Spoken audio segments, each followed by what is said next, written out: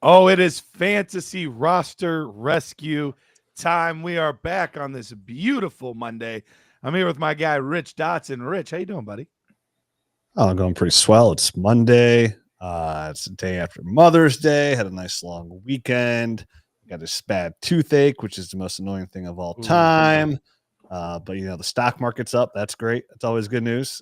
It's up a lot. Absolutely. It always makes me extremely happy since I do want to retire one day. It's good. In theory. Also it's sad. Derek Carr retired. That's sad news.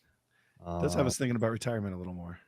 Trying to think. What you got? Oh yeah, speaking of retirement, he beat me to the punch. Way to go, DC. I think his bank account is way more zeros than me though. So he's done okay for himself. Yeah, people don't think about that. Like the NFL players, like, oh, dude, like Luke Kuechly retiring at 29. It's like I don't even know if I knew what my favorite food was yet. Still at 29, right? Like, so blessed. I know what my favorite food was. That's fantastic. Pete, how you doing? Oh man, I'm doing great. Just happy to be here.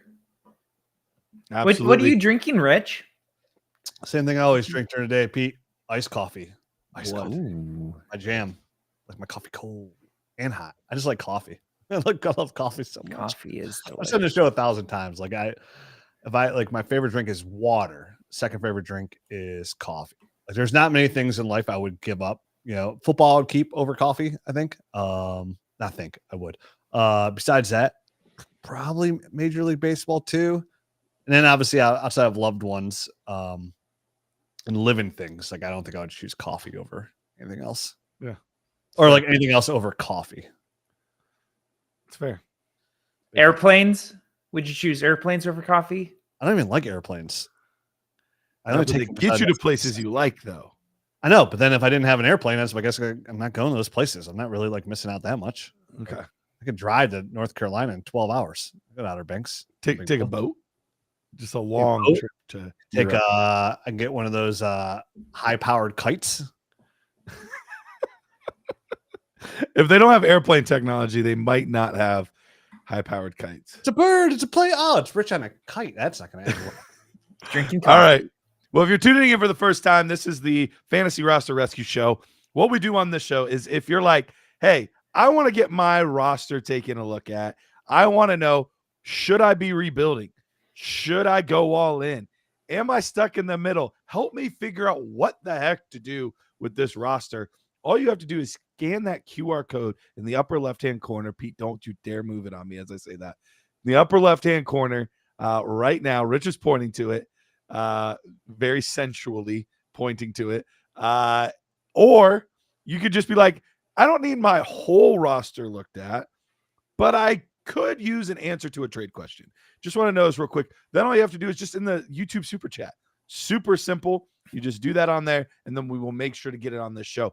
But we also have decided to add a little more pizzazz to the show because sometimes we have an ungodly amount of roster rescues to do, and it's like bang, bang, bang, bang, bang.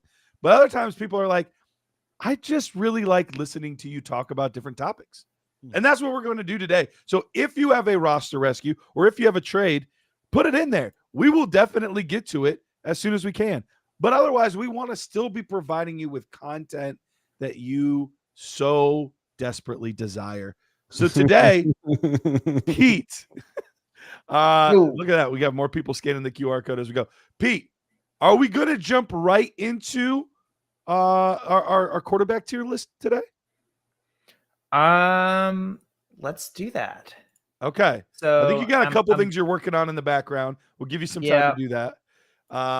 We're going to jump right into our tiers list. So if you've never done this before, this is not something we've done on the regular Dynasty Nerd show before. Oh, did my rookies not show up when I sent it to you? Interesting. I wonder, Pete, I wonder if I am able to share the screen. Am I able to do that? Because I'm going to share my screen because I added in all the rookies, and then I even added some tiers that I think make more sense for fantasy football. So let me see if I'm able to share it. Let me try this real quick. This is we're learning on the fly. This is the beauty of live shows. Is All right. Allow. For me, I don't learn anything. Don't dare make me learn something. Okay. Wondering, same thing. I need a better camera. Oh, Whoa, look at what's these. that? Oh, look at this. We need to get you an ad blocker, Garrett. Yeah, there's a lot of ads. There's a lot of I feel like we just gave real risky. I feel like we just gave the stream like a virus or something. I don't know. This site, they got to make money somehow. So you're going to know about every partner they've ever had. All right. See me with ads. It'd be some weird things popping up there. All right. So here's how I split it up, Rich. So tell me if you're okay with it. I have elite quarterbacks. Yes. First round startup conversation. Isn't it elite? I would say that there is a separate tier for guys that I'm going to at least talk about in the first round versus guys that I truly think are delete. Yeah, you're right. You're right. Because that is a separate tier. Because I was thinking about this when you're like, hey, for the live show today, we want to do some QB tiers. And I was like, I've never done that before. So, yeah. I think I agree. Okay. Then we've got guys that you feel good as your dynasty quarterback one, but maybe you wouldn't take them in the first round. QB2s with upside of QB1s. Solid QB2s where you just feel good about them. Risky QB2s. Quarterback 3s. And then break glass in case of emergency guys. Are we going to go about this? Yeah. Are we going to go in order of their pitchers? I think so. We get to deal with your favorite guy first. This just so happened to be like the first guy on the because I took a pre-made list and then I added to it. And your favorite player is the first one we get to talk about, Rich. Yeah, I wish there was a poop emoji. Yeah, but from fantasy football perspective, he's okay. I don't love all the options there and that he has in the Giants. I don't even like the odds because that team's so bad of him making it through the season as a starter all the way, kind of like in Pittsburgh even. I mean, so for me, outside of bias, outside of thinking this is the biggest douche of all time, in my opinion, just my opinion, nothing personal. I don't know him personally, but if I did, we probably wouldn't be friends. I would put him as a QB3. It's kind of what I was leaning toward. You could make the argument of a risky QB2, but it's always hard with a new team, not knowing how it's going to work. He was decent in Pittsburgh. Wasn't amazing, but he was decent in Pittsburgh. So yeah, I think QB3 is a fair spot. Where do you put Matthew Stafford though? Like he's another really interesting one where I'm like, I guess I lean like risky QB2, not because he's risky in his play, but he's risky because like he's an older guy that could be done at any point.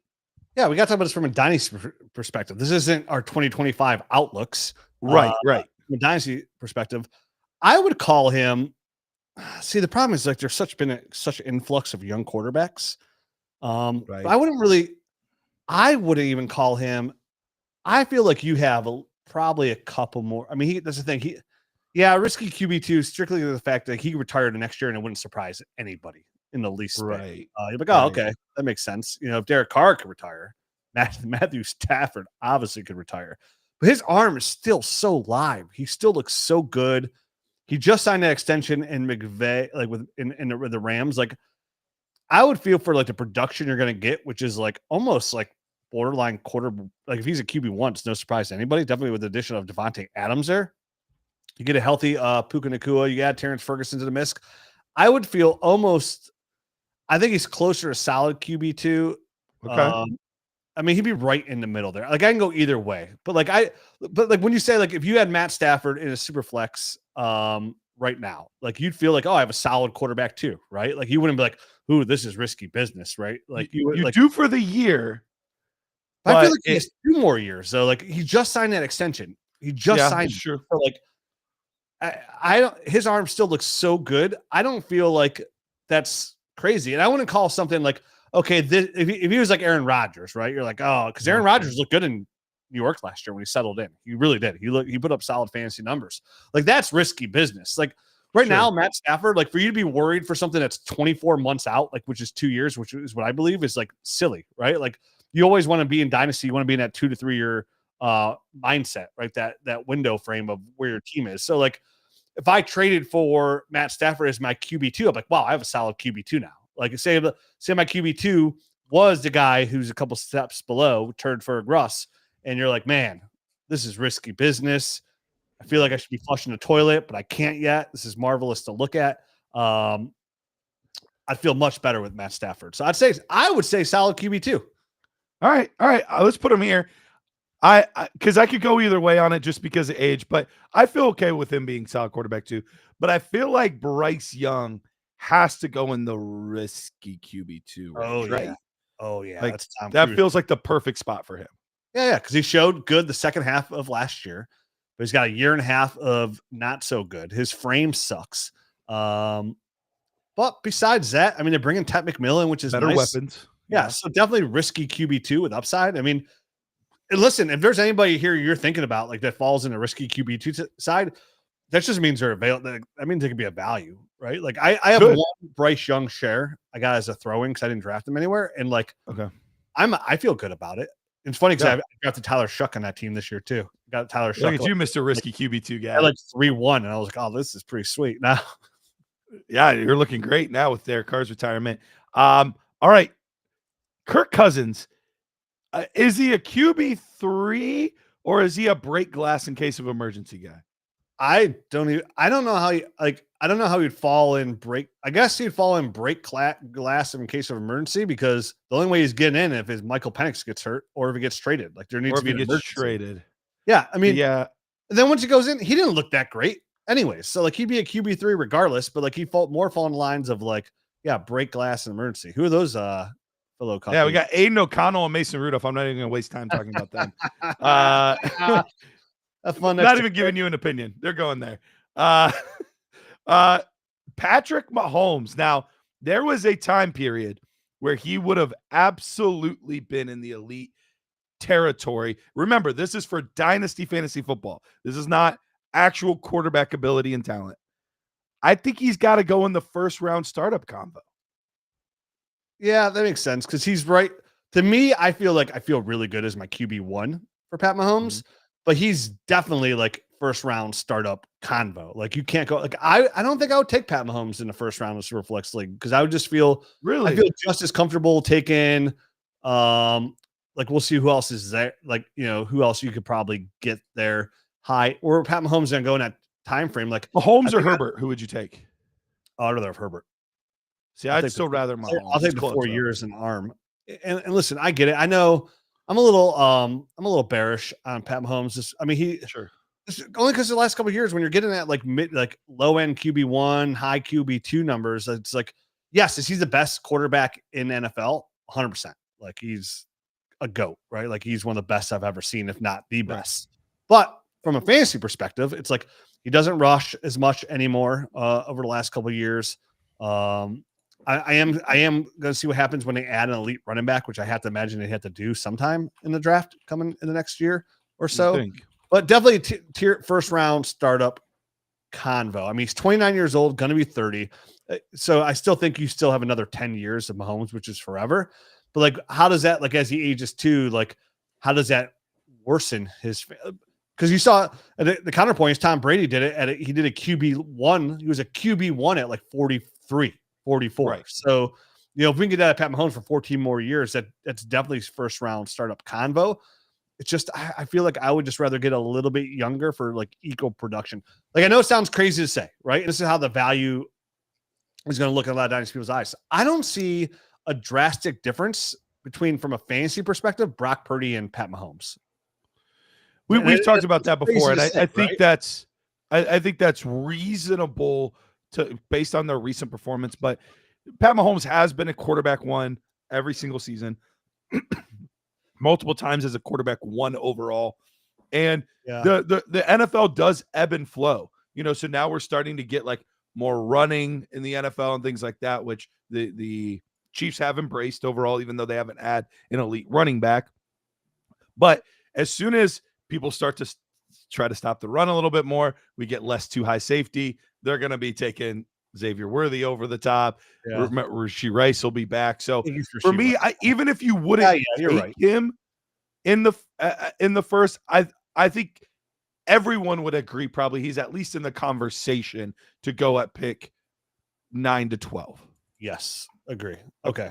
All right, Pete. Really fast. Dan, I got your roster review, but I need a little bit more info from you. So I sent you an email. So just a little side note there. We're looking forward to going over that roster, though. So this is Dan, you said? Dan. Yep.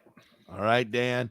Hit us up with that email and we can get over to you on your roster rescue. All right. Next one up here.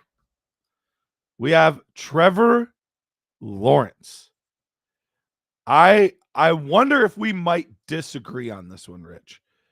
Because for me, I have him as a QB2 with QB1 upside. Where do you have him? Same thing. QB2 with QB1 upside. I mean, borderline, I feel good with him as my quarterback one. Like as I was in a super flex, I was rebuilding. He's only 25 years old. He does put up low end QB1 numbers. That's why I feel good about him as my QB1. But like for a championship caliber team, which is what we're trying to build, right? Right. I feel really good about him as my QB2. So QB2 with QB1 upside. Yeah. Okay. All right. So we did. I thought this was going to be a contention point. It wasn't. Because we've seen him be a quarterback one. We've also seen him be a quarterback two. His consistency has always been a little bit all over the map, but he should have the best offense he's ever had this year. So there's a lot to like. He could move. I think he's one of the guys that could move the most this year. Where he could go all the way up to potentially even first round startup combo if everything goes perfect. Oh, 100%. And where it was before. And I'll give you, so Trevor Lawrence is probably my most owned super flex quarterback out of all the quarterbacks, and then him and then probably Baker. But I think Trevor Lawrence is my most owned if I had to guess, to jump in the app and see my shares. And I feel really good about it, with his contract being 25, adding Travis Hunter to the team. Like he's the long-term guy there. Like he's not at any point like a bad quarterback in the slightest. He can only get better. He's still super young at 25 years old. And I just acquired another share in a league where did you? Yeah. And you're in the league, the Chicks League. And yeah, I gave up 1-4 for him. I mean, we've talked about that before, like Cam Ward or Trevor Lawrence. Yeah. So I could totally see that. I lean Cam Ward, but it's very close between those two. We'll get to that in a second. But like we were saying, he could go as high as potentially first round startup convo with a perfect season this year, but he could drop as low as like a risky quarterback too if we see another, Urban Meyer type season or different things that we've seen over his time where he's been inconsistent. I would say if he stays healthy, there's no way he's worse than quarterback 16 is the way I feel about him. I think that's no worse. And that is a very elite fantasy asset. The good news is for most quarterbacks, though, assuming health, like if you're even halfway decent, you'll be in the top 16 because those guys just, a few games will fall. Only half of them can be in the top 16. Only half.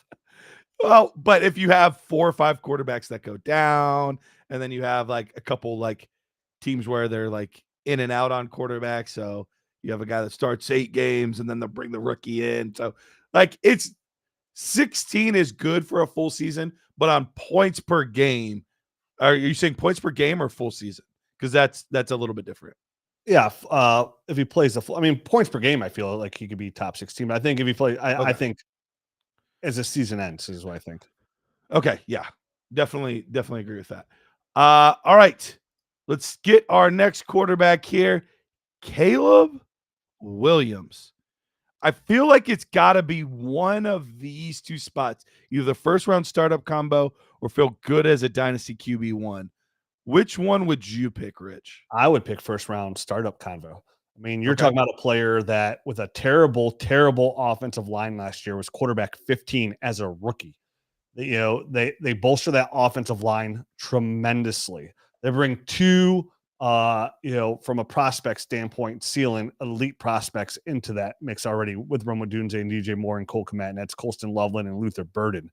with the upgrade offensive line. The addition of Ben Johnson was the greatest addition that any coaching staff could have made last year.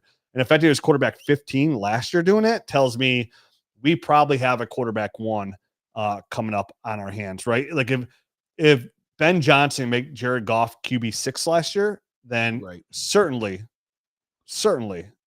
Caleb Williams has that potential. So probably one of the last times, in my opinion, you can go out there and get Caleb Williams for, again, falls in my category. What's an overpaid today is an underpaid tomorrow. I would actually take Caleb Williams ahead of Pat Mahomes. Like, that's a gamble. That's how much I kind of feel good about the situation. So to get a 22-year-old in that position, I know it's a much bigger risk taking Caleb Williams over Pat Mahomes. But in Dynasty, I have no problem doing it because they're both like back in the first guys. So like, I would love like, okay, man, Caleb's there.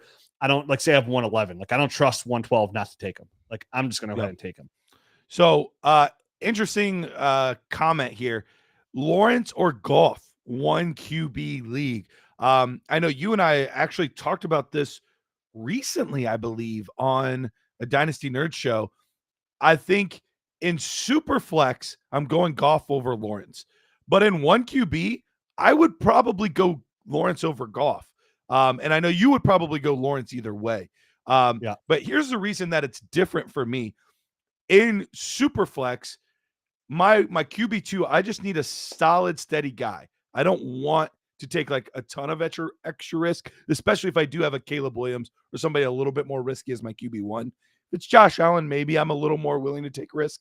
But in 1 quarterback, I don't really care about safety because quarterback is the easiest position to get in a super flex league. So for me, or in a 1 QB league. So for me, give me upside always in any opportunity to 1 QB league. Would you agree with that, Rich? Yeah, I'm okay with that. I mean, it really is. It just really depends how you structure your team, because I'm also somebody who loves to grab like 2 quarterbacks early in a super flex draft. Like, I don't want to get out of round 5 without 2 quarterbacks essentially.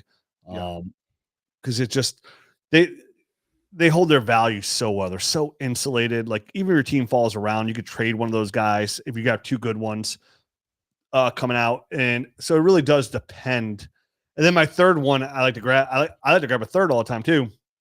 That's where, like, I like to swoop up the Matt Staffords, the Bryce Youngs, for more example. Definitely the young guys that you can kind of get for cheaper and take a gamble on. Some rookies, possibly. Then even later grab up those like Shadur Sanders, Tyler Shucks. So yeah, but I agree with you. All right. Michael hit us up with a super chat trade question. He said, this is a super flex. See, Michael, you have to clarify because you say super flex PPR and then you say 1 QB. So I'm not sure which it is, but here's the trade itself. Start 11, trade Love, Golden, Spears, in a 26-second or Scatterboo. So I'm guessing the second or Scatterboo for Purdy, Higgins, and Caleb Johnson, trying to compete for the playoffs. Yeah, I guess this would change it a little bit depending on if it's 1 QB or super flex. Let's assume 1 quarterback for now, because I feel like he wouldn't have put that in there if that's the case. But let's assume 1 quarterback for now, and if he says otherwise, we'll change it. So, Rich, which side of that are you going? I mean, either way. First of all, the 2026 seconds what I'm given. Sorry, no super flex. Okay, it's not super flex, so that changes a little bit. So the quarterbacks in a non-super flex, even in a super flex, are pretty much a wash for me. There. So it comes down to Matthew Golden, Tajay Spears in a 26-second, because I'm keeping Scatterboo over the 26-second, or T. Higgins and Caleb Johnson. And that's literally a no-brainer to me. I want T. Higgins and Caleb Johnson. Absolutely. And then honestly, like, you know how I feel about Higgins. Like, I'd love to be able to flip Higgins into something, a receiver I think has a higher like upside ceiling. Like, I would love to take that. Like, could I package Higgins and Caleb Johnson to like an elite like Drake London? So along those lines. But yeah, I think that's a no-brainer, the Higgins and Caleb Johnson side. You get a high-end running back, young running back in an offense where he could potentially be the guy. And then a guy who's, wide receiver like 14, 15, probably somewhere in that range. Depends how Chase is looking, which is still a very good asset. I just think his ADP and his value is over that, which is why, again, I don't say sell T. Higgins because I think he's a bad player. It's just I think people value him closer to wide receiver 1, and I think he's a mid-range wide receiver 2. Yeah, and I would have no problem on that as well. And I'm definitely with you. Like, I'm definitely making that trade. Give me the Purdy, Higgins, Caleb Johnson side. I'm keeping Scattaboo over that 26 second. And definitely the fact, Gary, he says he's trying to compete for the playoffs. Like those are right. All those are players that like are 100% going to give you help you more, much better chance immediately. The other two guys are all gambles. Like Golden, that ball. When you look at Golden, if you look at Green Bay last year, they threw their wide receivers 48% of the time, right? And then Josh Jacobs saw 15% of the targets, and then the tight ends, which you have two really good, saw 25% of targets. So now you insert Matthew Golden. Yes, he has that first round pedigree. But like, where's that mix? Jaden Reed was a high second round pick. They have other good route runners like Romeo Doubs and Tavian Wicks, two good young tight ends, and Josh Jacobs who catches footballs to the point where he saw 15% of Jordan Love's targets last year. So that to me, like I think Matthew Golden is like a loser of this draft because of that situation. Like the Green Bay, like they like to throw the ball around. Jordan Love spreads it around pretty well there. You still have with Tajay Spears, like you and I like Tajay Spears, like we do over Tony Pollard, but it's still probably best case a split timeshare unless Spears like really dominates himself in the offense. But the more the years go by, it looks like Spears is more of a miss, a player that we liked a lot, but from a fantasy standpoint, might maybe he gets that 1 or 2 years of like he gets his opportunity, like, oh look, we were right. But every year that goes by, a running back is a massive miss, right? You're losing potentially every year that goes by 25% of their career, right? Yep. 15% of their entire career. And the 26 second, like who cares? I'd much rather have Scattaboo there. So you actually win that trade by being able to keep Scattaboo and not asking for Scattaboo. The other guys, Caleb, split shares with Jalen Warren, totally fine. Higher upside than Tajay Spears. As I said, Higgins over Golden by literally light years for me. Yeah, absolutely. And the nice part about this too is you said 3 wide receiver, 4 flex. So you're starting a lot of players on this roster as well. So guys like Caleb Johnson, Cam Scattaboo could easily be starting for you this season with that many starting spots. So love it. Pete, are we heading into our first roster rescue? Yep. This is from Dan. I'm pulling it. Let me see your roster, Dan. Why don't you tick that off right now and let me get a better look at you. Dan's gonna be filing for sexual harassment after this. All right. All right. So he is looking for state of the roster coming out of the rookie draft. So here we go. This is a Superflex tight end premium league here. Yes. And Pete, can you zoom in maybe just a little bit on it? So at quarterback, we have Drake May, Dak Prescott as our starting quarterbacks. Nice. Then we have James Cook, Tyrone Tracy, Brian Robinson at running back. Wide receiver, Marvin Harrison Jr., Devonta Smith, Chris Godwin, Cortland Sutton, Tank Dell, Marquise Brown. Then at tight end, we have Dalton Kincaid and Eric All. Picks wise, almost nothing. We have a 2nd and 26 and a 4th and 26. Can I hop in here really fast, because he said that this is a state of the roster coming out of the rookie draft, and I don't see any there rookies. are no rookies on here, so I'm gonna try to refresh because this is a MFL league, and sometimes they need an extra refresh, a little extra boot. Yeah. Zach, what's up, buddy? Zach saying you can't get over how handsome you are, Rich. Me? Wow. Yeah. It's time for everything. Look at that. Zach's a friend. Good now. He knows that would make me feel good. All of a sudden, the toothache is gone. Nah, it's still there. Son of a bitch. Started on Thursday.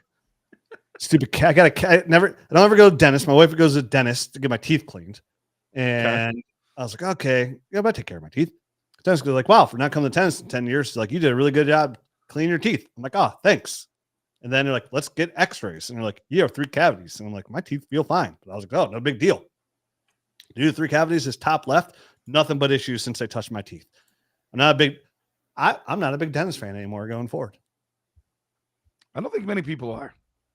Maybe one of the I'm doing tomorrow.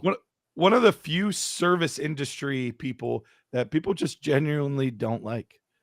To the point I was like, I already have like I had braces, and I know it's crazy to say, but I had braces in high school. Then I went to college, and my dog ate like right away. As soon as I got there, my dog ate my retainer, and I was 18 and drinking and partying all the time. So like, what a big deal. And then my teeth went crooked again. What a giant waste of time that was. But I'm like, dude, maybe just rip all these puppies out and just get veneers.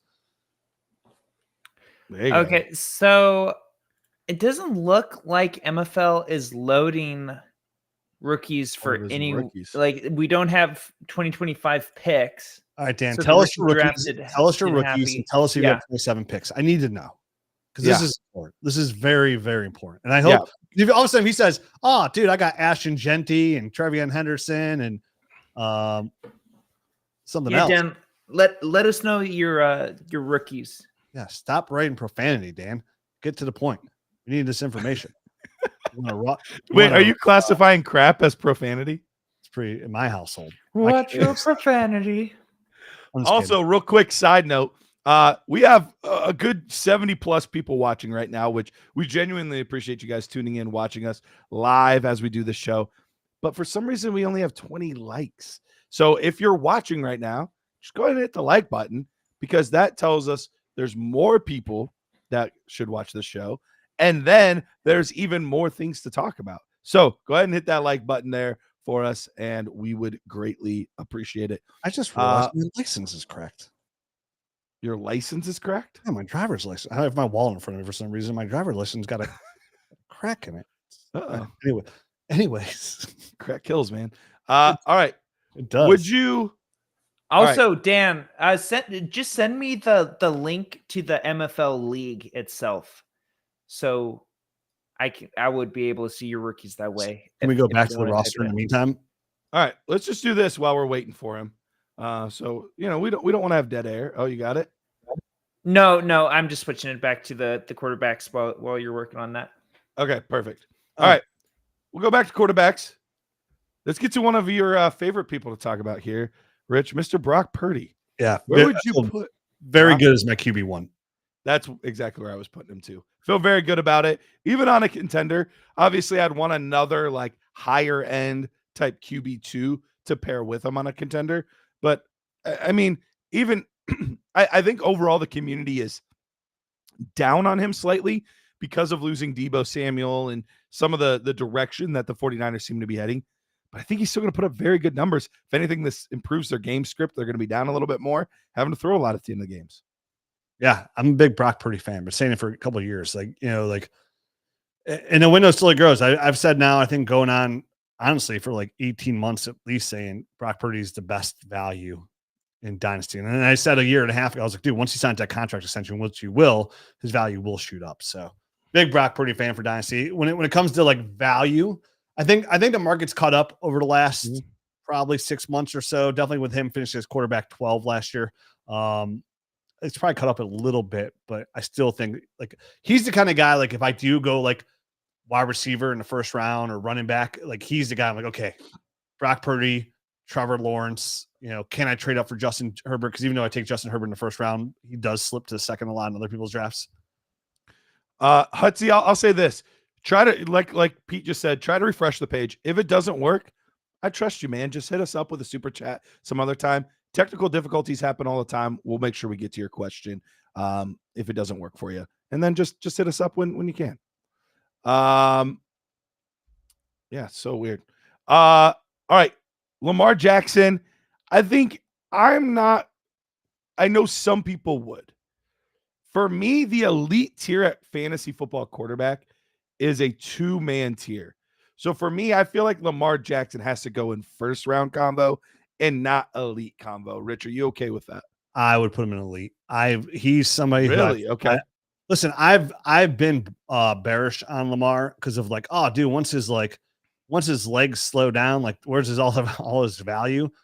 But when you finish, in the top 3 multiple years, he was QB1 overall last year. Gets to stay in the same system, good coaching staff. They're bringing DeAndre Hopkins. Like, I feel like if it's just 2 more years of what we got, like the last couple of years, that's still elite. I mean, because that's to me. Let me ask you this. Let me ask you this though. Let me ask you, because this is how you and I we've talked about it. Yeah. And I don't want to give anything away, but I don't think it's a big surprise to people. is there ever a scenario where you would consider drafting him over Josh Allen or Jaden Daniels? No. And I think that's why I'm putting him in the first round startup convo, because I just could never see myself doing it. Yeah, but I don't even think it's a conversation now. That's the thing. I mean, it's not even a conversation. He's going in the first round. He's probably going top 6. Like, even like, and you're right. If he's my QB 3, because this is super flex, right? If this is one QB, then it's super 2. But like, it's super. I mean, to me, elite would be somebody who single-handedly,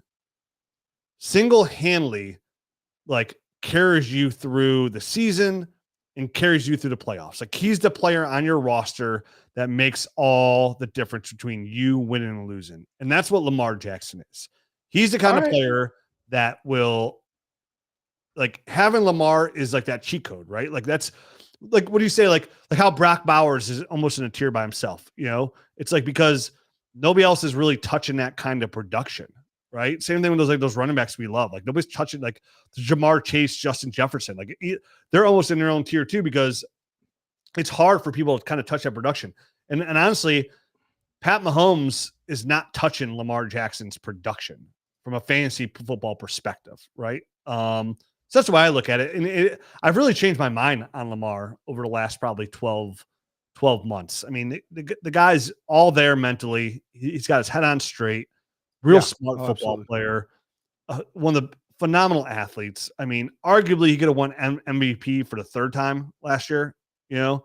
So to me, that's an elite asset. Like, and you're right. There's no circumstance where I'm taking him over Jaden Daniels or Josh Allen, but I don't think that necessarily takes him away from that elite prospect.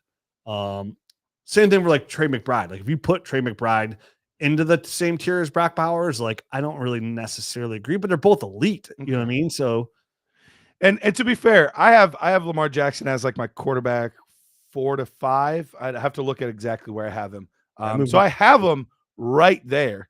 But I just, the way I picture it, my tiers, I would never take him over Daniels or Allen. So that's why I would put him in the first round convo tier. And I think that would be a little bit of a larger tier. How about this? But I'm fine with it, though. I can live with it. You would take Bijan over Jahmyr Gibbs every time, right? I think so. Okay. Doesn't lessen Jahmyr Gibbs' eliteness, right? See, that one's closer for me. I could see a scenario where I would consider Gibbs over Bijan. I don't think it would be many times. It would be 1 out of 10, 2 out of 10. Yeah. I would consider it. So for me, like at running back, it would probably be Bijan and Gibbs, and then I'd have to figure out what to do with Genty. Yeah, it's almost like it's like he needs his own tier, because there's no way that you're drafting him. There's no way that you're drafting Mahomes and Williams ahead of him. Mm-hmm. But it also sounds like there's no way that you're drafting. We just need a Lamar tier. Allen. Yeah, right. I mean, and that's how we define tiers. Like, I always say it all the time on the show, right? If I would take this player 10 out of 10 times over that player, then so does like Lamar and Hurts need their own tier, more or less? Almost, yeah, probably. Yeah. Because I would take Hurts over Caleb and Pat Mahomes 10 out of 10 times. Right, I don't know. Actually, I don't know, because I am a little bit more snobby on Hurts. I might.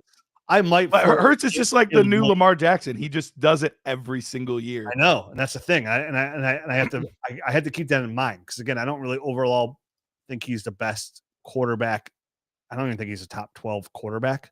But boy, is he a fantastic fantasy quarterback. And listen, being top 12, like, you're still like you won a Super Bowl. You're as good as it gets, right? Like, that's you're capable. This is not a Jalen Hurts diss. I mean, that ball he threw to Devontae Smith to start the 4th or the 3rd last year in the Super Bowl was like a thing of beauty. So for sure.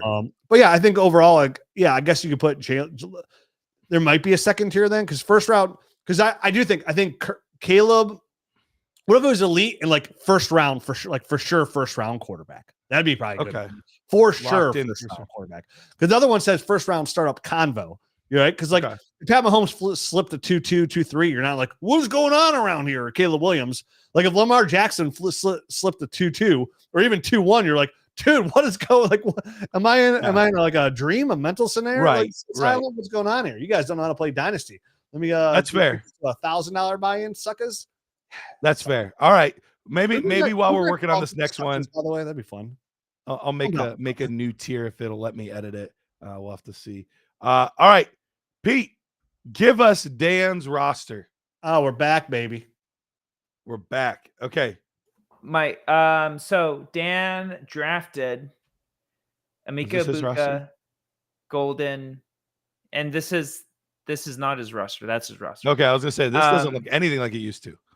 He drafted Ibuka, Golden, Higgins, Arroyo, Shadur, Smith, Rashard and Smith, I'm an guy. Okay. Probably a running back there you should have taken, but it's okay. All right. So Drake May, Dak Prescott. We feel good about those two guys as your starting quarterbacks. Definitely some high upside. What's that?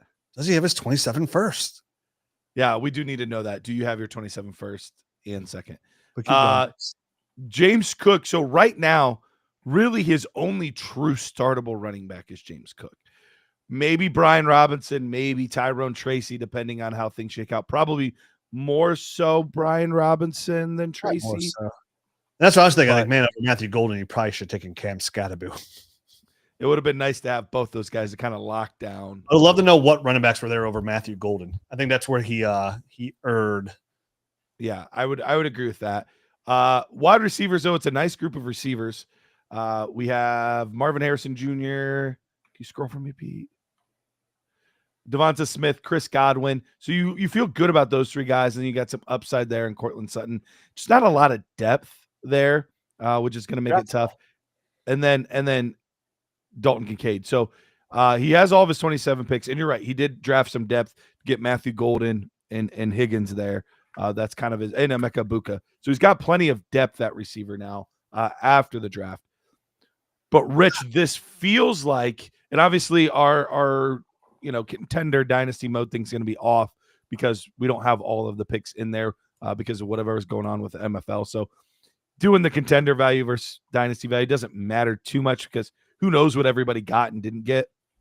But that being said, this team, by the way, the first place team got Genty. I was looking at it. This team right here. So this is kind of a juggernaut team. Yeah, that was going to be tough. So this feels like a stuck in the middle type team to me, Rich. What do you think? Okay, that makes sense, Dan. This is definitely a stuck in the middle team, and you're going to have to pivot here, Dan. You're going to have to make some moves.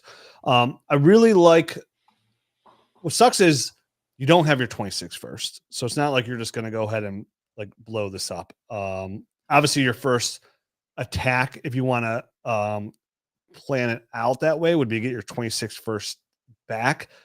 I do think you have a roster that could flirt if James Cooks plays like he does last year and Brian Robinson is the starter. This is a roster if it stays healthy, can flirt with making the playoffs, sneak in there, being like, the 7th team, the 6th team in. Maybe you go lucky and win a playoff game. I don't think this roster is talented enough to overcome that unless Brian Robinson turned into a running back one just for this season. I think you would possibly have a chance because I'm a really big Chris Godwin fan for 2025. I like that addition a lot. You would need you need a lot to go your way to really compete. But like the hope for something like that, like again, when you sit here and you look at a roster like this and you hope for everything to go perfectly right, which is how a lot of people honestly look at their rosters in Dynasty. Like, oh, like they have this very narrow tunnel vision where they're looking at just their starters and they're like making excuses in their head. Like, dude, Brian Robinson's the number one in Washington. You see James Cook last year in the playoffs, stud. Dak Prescott just got George Pickens. Can we go down to receivers? Marvin Harrison's an elite prospect. He had 900 yards last year. Chris Godwin was wide receiver 1 overall until week 6. And then Devonta Smith, a solid wide receiver 2. Cortland Sutton was solid. Like, you can sit here and make excuses, but you don't have any really like elite players on your roster from a fantasy standpoint. And it's hard to win a championship that way. Mhm. So Garrett, for me, like, I don't think this is like, oh, we're blowing the team up by any point of view, but like I am looking in season at the right time to move off of Godwin because you got a Mecca. I think his production, if he produces like last year, could potentially get you what you need, which would Yeah. be, hey, here's Godwin and a third for your 27 first if he produces at a high level. I'm looking to pivot off of Dak Prescott to try and get a little bit younger. I think Dak's a big one for me because his value just got a bump with getting George Pickens. Yeah. And so I think a lot of people like, because I was acquiring him before the trade. And now me having some of those same talks, his price went up by at least a second round pick of value, if not more, just with that in people's eyes. So he would definitely be a big one that I would be looking to move. Yeah. And I would like, I think This team 6 has Carr, Wilson, and Pickett as their quarterback too. yeah, but we don't know if they drafted a quarterback too. This is going to kind of make it hard. You know what I mean? Because like Yeah. guys that you'd be targeting would be some upside. You know, he obviously just like lost Derek Carr. So this is so like, we start here, Garrett, right? This team didn't draft a quarterback. He has Yeah. Shuck. That's it. Okay, he's still He going to drafted want somebody Chuck. then. Yeah. Because if he thinks he's a contender, which I believe he does with a Hurts, Derrick Henry type of team, like he's going to want a guy like Dak Prescott. Damn, Parker. So let's go down. I want to see how this team looks going in the future. Yeah, it's an old team. Yeah, Ayuk, Devontae, George Kittle. I want their 27 first. Would you do their 26 and 27 first for Dak Prescott?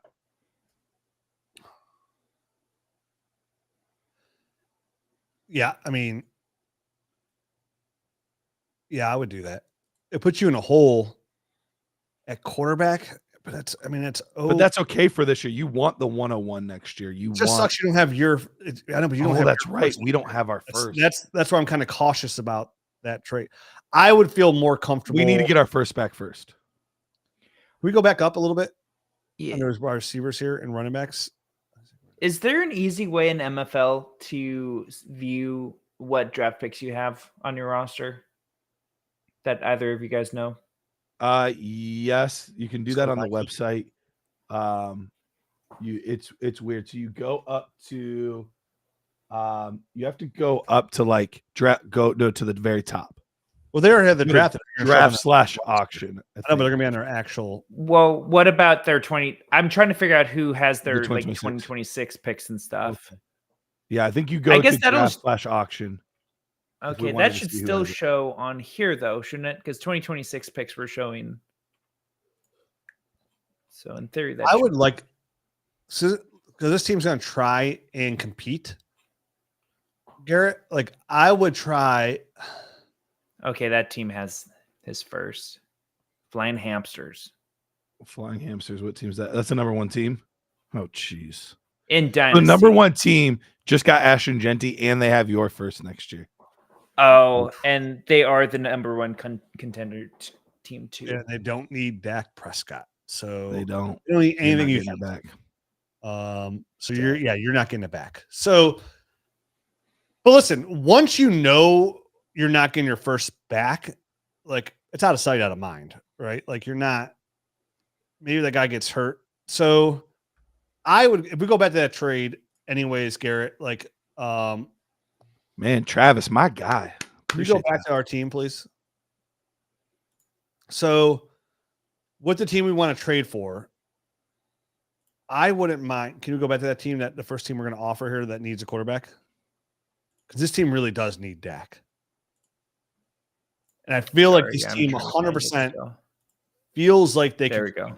So, I'm asking for Dak, Garrett, instead of, if we got there first, like do you feel like, I feel like I want to be a little bit more insulated than just taking this guy's first, which will be later in 26, and it's 20. I do want his 27.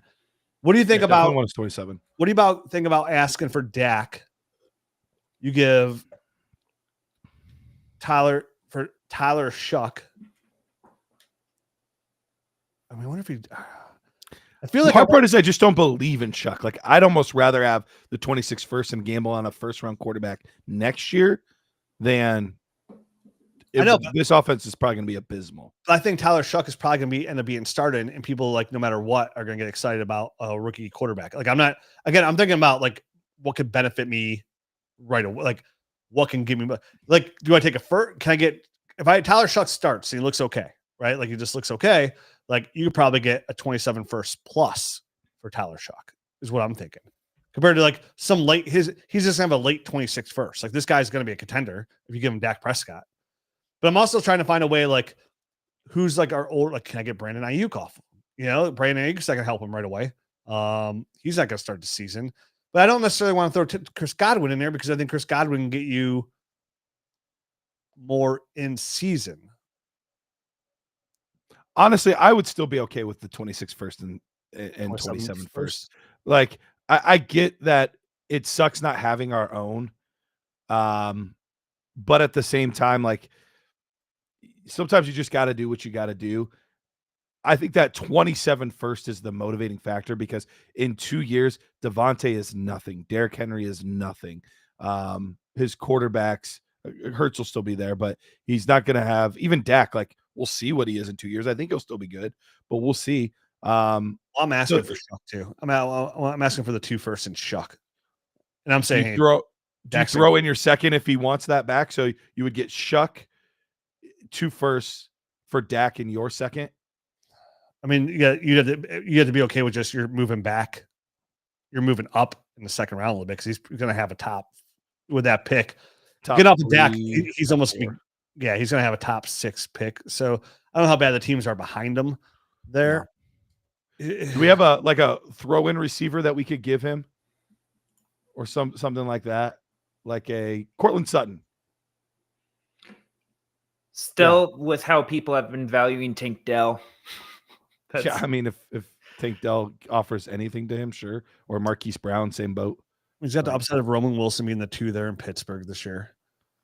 Yeah, I think that would help. I think Cortland Sutton's a good weight to throw on to scales that gets things done. Use them for that. Dak and Sutton for Shuck and his 2 firsts is what I would look to do. Yeah, and one's gonna be late, and then you're really hoping for the best at 27's high.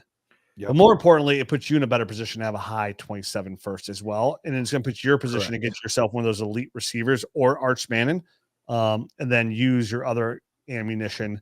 And then you're really looking to trade Chris Godwin in season. I mean, honestly, you're looking to trade James Cook in season too after the case. Because really the only players you're not actively seeking trades for are Drake May and Marvin Harrison Jr. That's really it, right?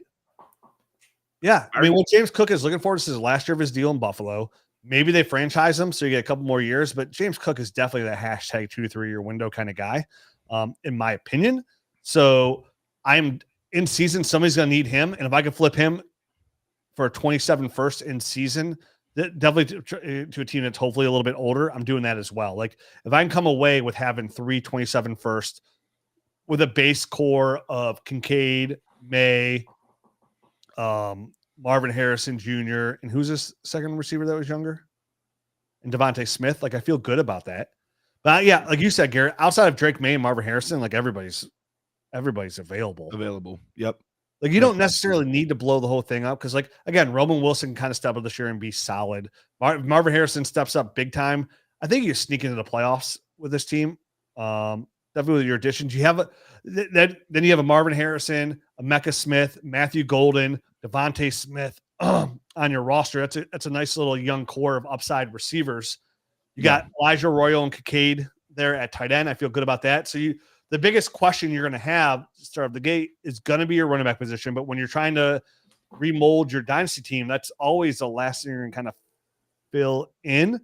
But you still need draft capital to do that. So like selling James Cook is selling yourself short. That's why you need these first round picks to get back in there because you're going to have big holes to fill here, Dan, because you had not only going to need a quarterback too. Now Shuck could potentially fill that mold. That's why, Garrett, like I don't want to trade Dak without some kind of like upside there at all or some kind of like chance to get it. Because otherwise, like you're just trying to dig out that quarterback hole. And that's going to set you back without like the running back hole, right? Like if you have to trade Dak for the 2 firsts, like you might need those 2 firsts just to fill your quarterback. You might. And Michael in the comments saying it's ludicrous asking 2 firsts for Dak Prescott. I'll say this, Michael. There are leagues where that would be ludicrous. But I will say this, in a lot of the leagues I play in, if I am a legitimate contender and I think that my first will be late, giving 2 firsts for Dak Prescott, I would do that easily, assuming that those picks are 9 through 12. I would absolutely give 2 firsts for Dak Prescott if I'm a legit contender. I'd prefer them to be both in 26 just because I like the 27 class more.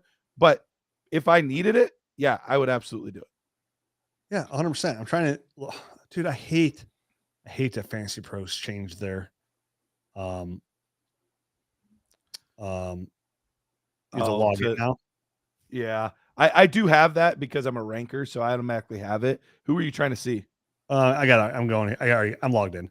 Okay. I'm trying to see where Dak was weeks 1 through 9. Where he got hurt. That's the thing. Everybody's down on Dak right now because he got hurt. You know, like, and I get it. He's 30. Like, the offensive line's not good. This is ridiculous. What was Dak 1 through 9? And you look that up. Travis, running backs are valued very highly, but only a couple are. Like, so when you in Dynasty, you got to imagine, Travis, like, they're the most fluid position on your roster. They have the shortest shelf life. They get hurt the most, and it's so easy.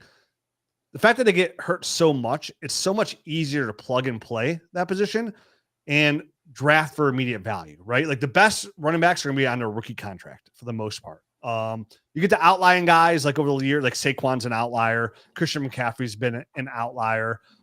We'll see if Jonathan Taylor can be an outlier on their second contract. Alvin Kamara was a massive outlier, one of the greatest ever.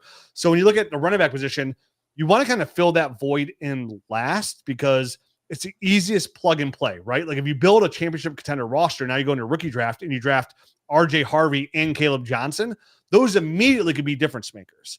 Where the odds are all the other positions are going to, like, not jump into that elite category. Like, yes, and never compare the 24 class because the 24 class is an all-timer, but you can have somebody like a Brian Thomas or a Ladd McConkey show up, right? But for the most part, these players are going to take time to build up. Even the elite ones like a Jamar Chase. Jamar Chase wasn't wide receiver 1 overall until the first time last year. Before that, it's hard for him to even break into the top 4. So the running back position is going to be the most fluid, and you're going to find yourself come playoff time even, there's going to be guys out there you could trade for second round picks, third round picks, because they're not the future starter, but they're living in like that Isaac Guerrero window or the Jordan Mason window where the starter's hurt and he's the starter. And all you need for a running back is just to get touches. And if you're a 3-down running back in the NFL, the odds of you being a running back 1 skill set out the window. If you're a 3-down running back and you're getting catching passes and getting all the touches like behind the backfield, you have a very good chance to be a running back 1 just off that mindset alone. So it's just the easiest position to fill, whether it be trade or whether it be a draft, right? Like, even a guy who signs a contract extension, like Chuba Hubbard, who looked really good last year. Like, you can buy him, right? Like, he's obtainable. Like, Joe Mixon, running back 1, has been obtainable for a first for many years. You got 3 years for RB1s. They're easier to get, like, compared to go trying to trade, even for an older receiver, like a Terry McLaurin, right? They're harder to go get that value out of, even at an older age. Even Devontae Adams, people aren't giving away, and he's going to be 32 years old. So the running back position should always just be the most fluid position on your roster. Yes, if you're in a startup, you want to grab guys, and Garrett lives by this 100% because we did a study on it. The elite guys hold value for that 7-year window, like the Bijans, the Saquons. Mm-hmm. The problem is there's way more receivers, right, than there are elite receivers than there are elite running backs. That window's so small, and that window stays small because that, like, one knee injury, look at Breece Hall, for example, right?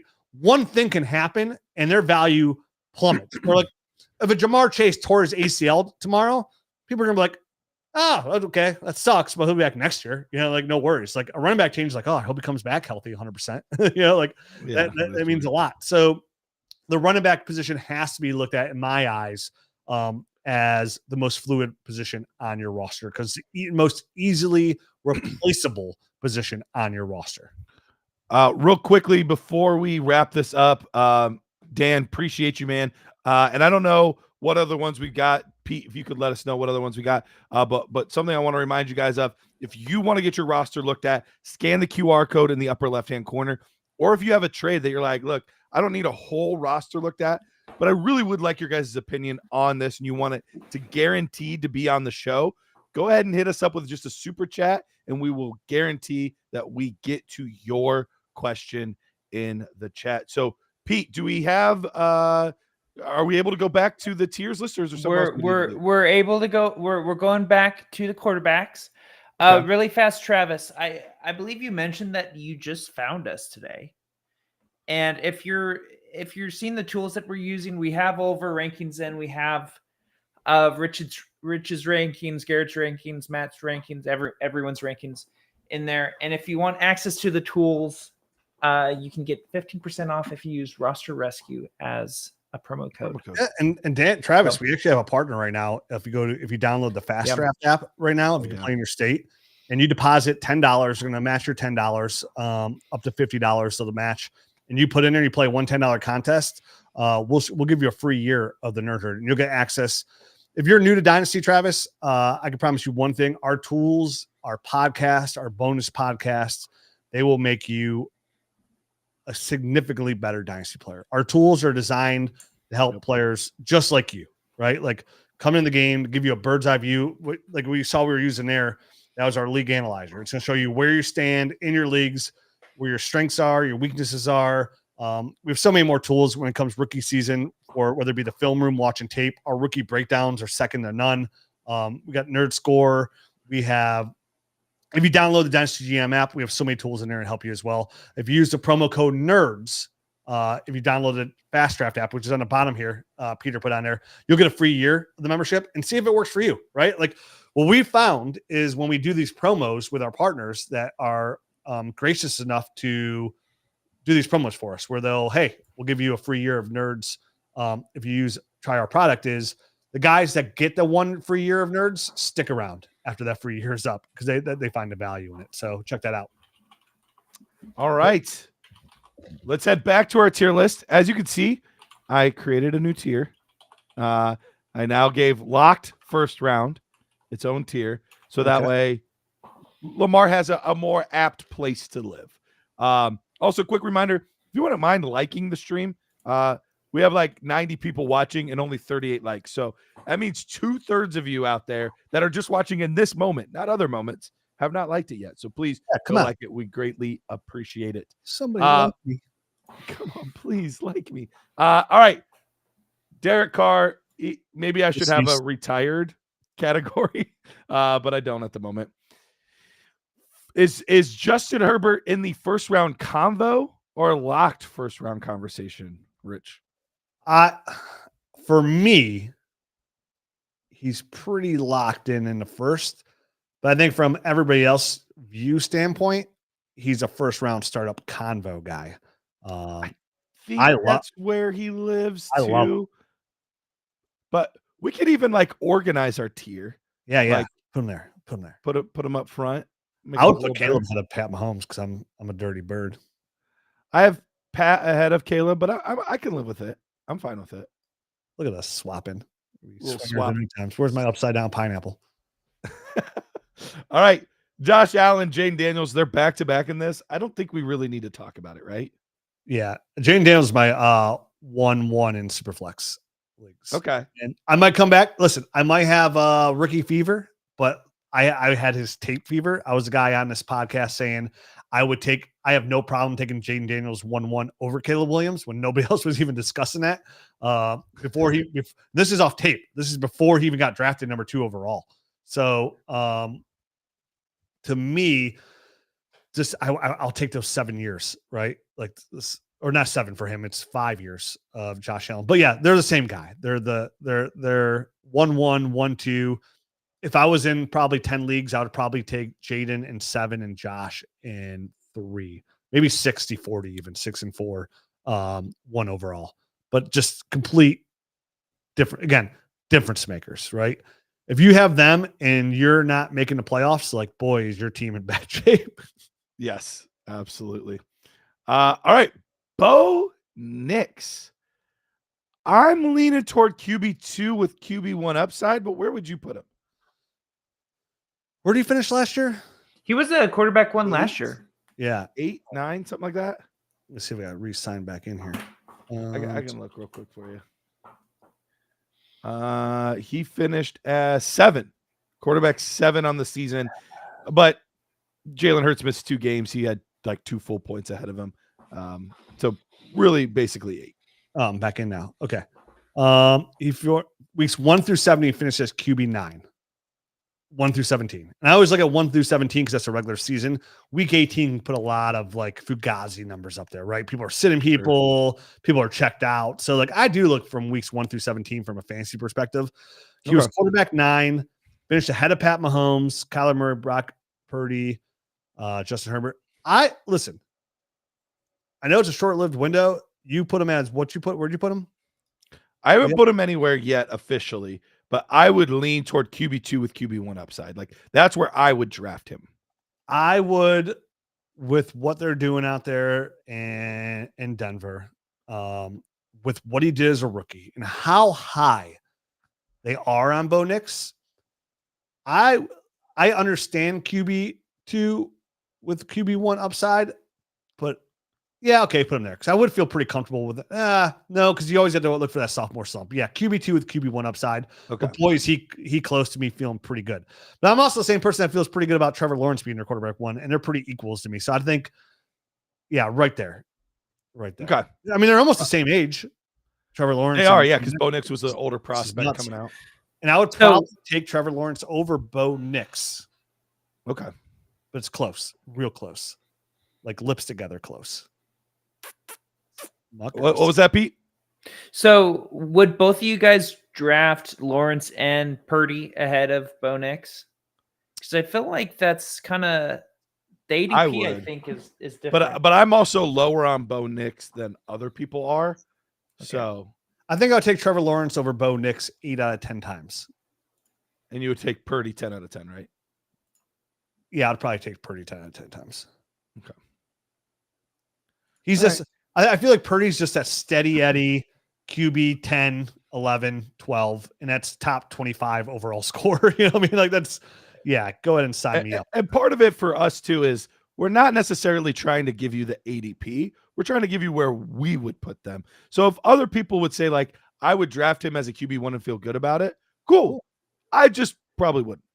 Yeah, this isn't the, trying to listen at Dynasty Nerds. There's one thing that we do, and we don't go with the grain. We just go with what we do, right? Like that's why our rookie rankings look drastically different than everybody else's, and like why we're right more than we're wrong. Like we're not part of the call. Like I don't. That's not a good way to say it, but like we don't focus on what everybody else thinks because a lot of times we'll be like, why is everybody thinking this way?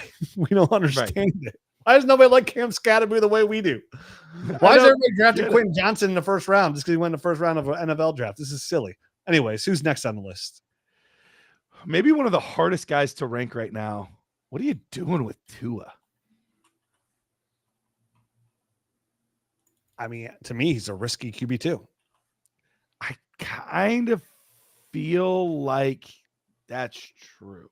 And it's not because of like the talent of weapons, right? It's just like we know his head situation, right? Like he's a oh man, that door was too short walking in, bumped my head, I'm out 6 weeks kind of thing. Like he's unfortunately reached a point, like if he gets a concussion, which he's shown he's not that hard not to be susceptible to concussions, like he's immediately out. Like they're talking like short-term IR immediately. Like he's out 5 to 6 games. That's the point in his career that he's reached. Like it's no longer like, oh, he's got a concussion. Maybe it's 2 weeks like normal guys. Like he's out for a while. Like it's immediate conversation for him. Now, I know he's worked real hard after that last concussion to protect himself, and he did pretty good coming back. So that's fine, but that's not always the case and in your hands. So with that, like kind of just like the Matt Stafford situation, like, oh, this could end any minute. It's just he's younger. Mhm. And it's just everybody's one hit away from being done in their career. But he's one hit away that doesn't seem that bad to you, Right. done for the rest of his career. And all of a sudden, Tua Tagovailoa retires from the NFL due to concussions. He puts his body first, which is he's probably beyond the point of saving that at this at this point, time, unfortunately. You know what I mean? But I mean, I'm sure it can only get worse. I don't know. I'm not a neuroscientist, but I feel he is my QB2, I'm okay with it. But boy, I don't feel like if I have two and I do like in a league, I'm like, man, I hope he makes it through the season. You know, like, right. I definitely want to have a QB3 that I feel okay about.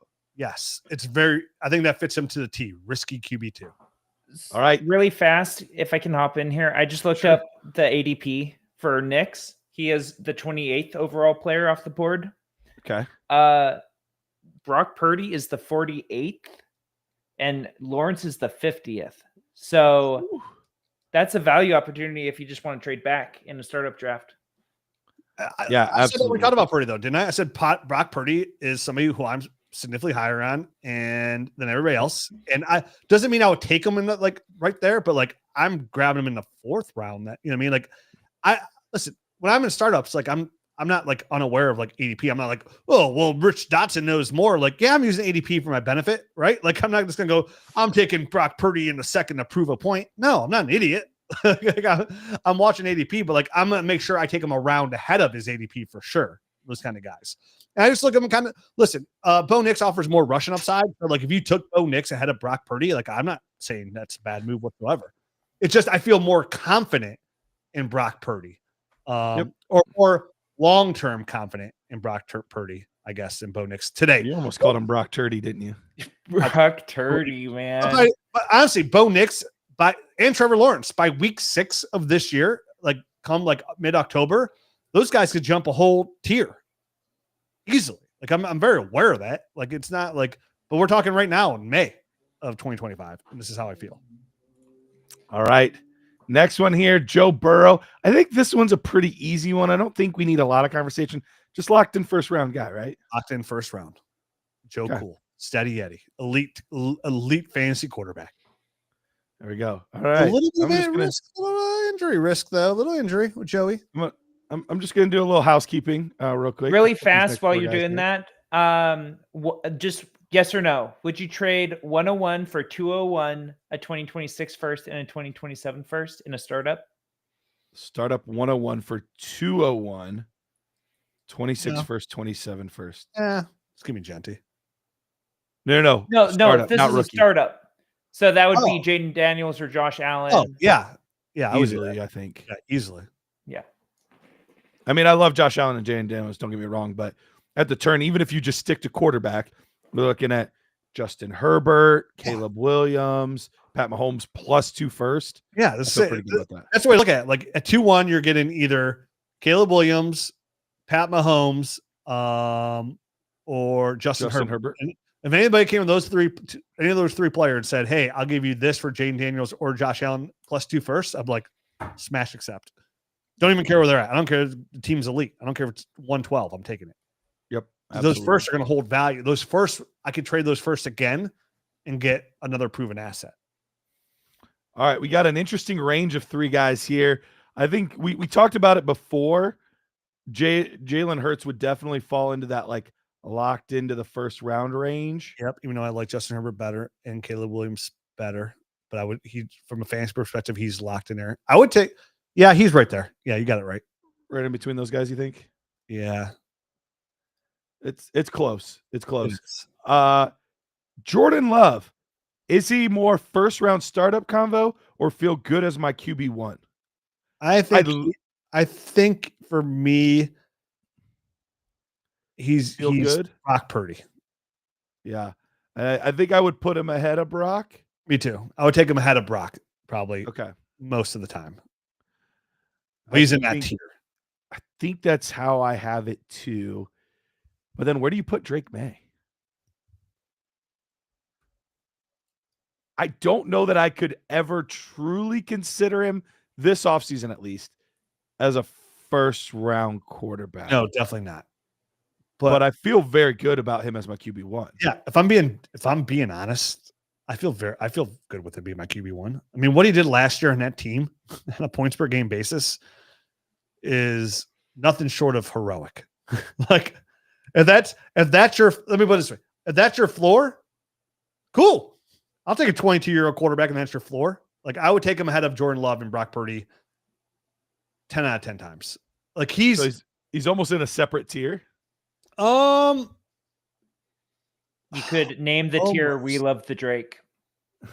For me, man, because of his age and what I saw last year, like he's closer to the first round combo guy. He's closer to Pat, like he's right next to Pat Mahomes, but that's like he's fringe. But I think it's only fair because like maybe getting all that out of desperation. It's a rookie running around there chicken with your head cut off kind of thing. Slump could happen. Yeah. So, but I feel very good. If he's my QB1 today in May 2025, I feel pretty damn good about the asset that I have on our Dynasty roster. Like, it's like, oh man, like, sometimes like you're not that attractive, but like you put in that right outfit and you're like standing in the mirror, like, man, I look good today. Look, this is it. This is the day. Somebody's gonna like me. Somebody's gonna touch my nipples. All right. I'll have to at some point add the rookies back in. I don't know why they keep leaving, but I will add them back in momentarily. We talked about Dak Prescott quite a bit. Where would you put Dak Prescott in this group? For me personally, QB2 with QB1 upside behind Bo Nix. That's kind of how I feel too. I think that's kind of how I feel because, like, is there a world where he could be one of the top 12 guys taken? That world exists if he goes bonkers this year. George Pickens is a nice addition for him. It is, but he is significantly older than all the quarterbacks above him. Yeah. He's got a good arm. The team around him, he's got no running game. His offensive line's voodoo. I'm so like, if Javonte Williams puts up an okay game week 1, he's out the door, like snap accept. If anybody's offering me anything for Javonte Williams, like, hey, you got to go, right? Like for how bad he looked in Denver's offense, like, yeah. So it's not Dak himself. It's a situation he finds himself in. Absolutely. All right. I'm adding the rookies back in. So that way we have them. There we go. They're back. Let me see your faces. All right. Who's that down there? Anthony Richardson. Oh, man. Risky QB2 or I lean toward QB3 right now. Yeah, honestly. QB3. I'll put him ahead of Russ just on upside. Oh yeah, I would trade away Russ. I would trade Russ away for a lot of stuff.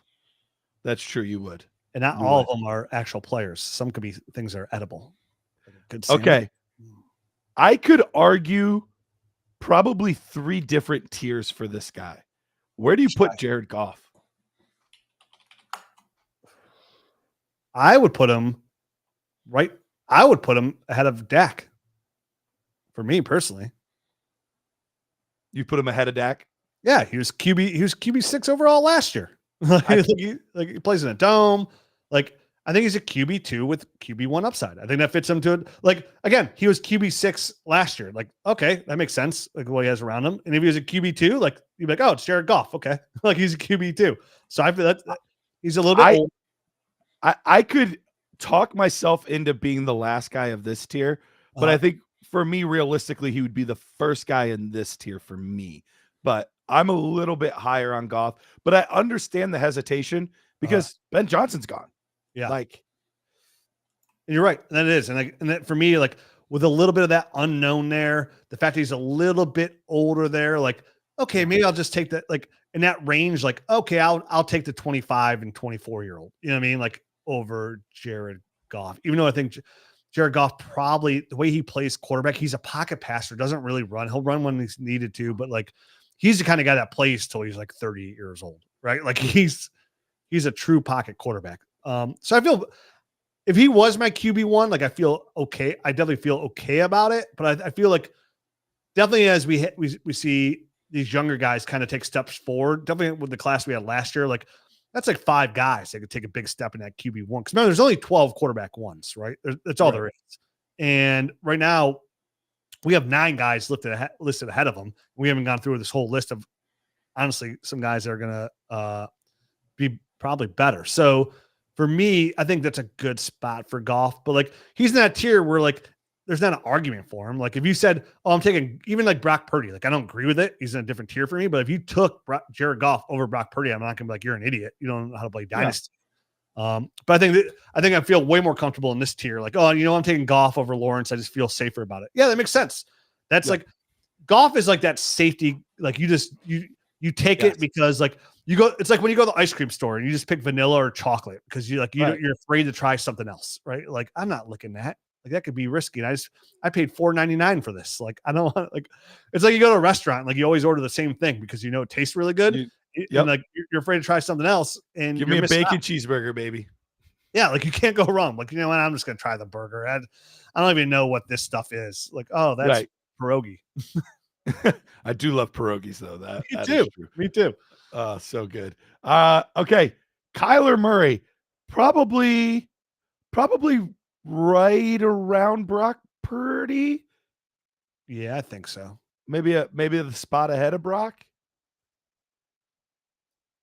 Would I take Brock? Yeah, I mean, I'm okay with that. Okay. I feel pretty good about about solid fantasy quarterback when he plays. Again, his diminutive size always makes him a risk. Like he's a little bit of risk. Risky bisky. Well, like if I had him as my QB1, like I feel good about it. Yeah. He's only 28 years old, right? 28, 29, something like that. Yeah, he's not super old. Daniel Daniel Jones, are we putting him in QB3 or are we putting him in break glass? I'm putting him in QB3 because I think he's gonna be the starter in Indy. Okay. I would take him over Russ Wilson. Bam. Look at all these. I bet Daniel Jones starts more games than Russ Wilson in 2020. So if you weren't yourself, Rich, because Wilson would not be on your team, you would trade straight up Wilson for Daniel Jones right now? Yeah, because you needed a quarterback 3. Yeah, Russell Wilson is a fading asset to the highest degree. He's on his fourth team. He's gonna be on a team paid him $30 million not to play for him. He got left out of Seattle where he won Super Bowls because he thought he was better than he was. He goes to Pittsburgh and he plays there, and they clearly did not want him there. The team did not like him there.